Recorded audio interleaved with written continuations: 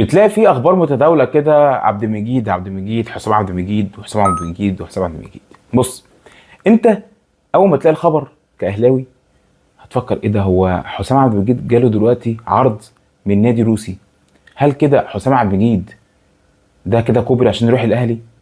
ما اقدرش اطلع واقول لك ان ده كوبري ولا مش كوبري، بس انا اقدر اطلع اقول لك ايه موقف نادي الزمالك. موقف نادي الزمالك بالنسبه لصفقه او بالنسبه لحسام عبد المجيد موقف لا يحسد عليه. ليه بقى؟ هقول لك. بص، الفكره كلها ان انت موقف الزمالك دلوقتي اللي هو بين نارين، يعني هو لا اما ترمي نفسك في التهلكه، لا اما ترمي نفسك في النار، لما ترمي نفسك في المفرمه، لما ترمي نفسك في من اعلى حفه في الجبل.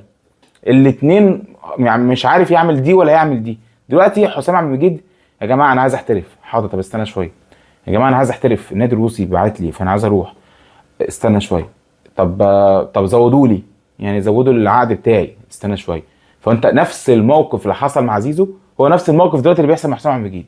والنادي الاهلي ليس الا واقف ومترقب ايه الاكشن اللي انت هتعمله عشان انا هعمل اكشن. ده الملخص او ده المفيد اللي انت ممكن تشوفه دلوقتي. ده المفيد اللي انت ممكن تشوفه دلوقتي.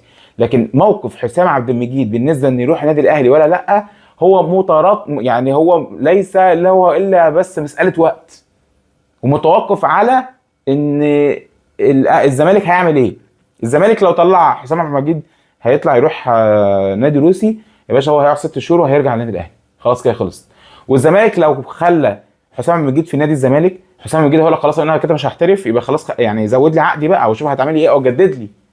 فهيبدا نادي الزمالك يعرض عليه عرض، حسام عبد المجيد هيعمل ايه؟ هيرفض. بعد ما 6 شهور يخلصوا هيعمل ايه؟ هبقى فري، هيروح نادي الاهلي زي زيزو كده. هي دي القصه. فعشان كده بقول لك الزمالك في موقف لا يحسد عليه، لان في صفقه قادمه زي البومينج بوم كده، زي الصفقه بتاع زيزو، هتبقى صفقه حسام عبد المجيد، انتقاله من نادي الزمالك الى النادي الاهلي. على كده ضحك.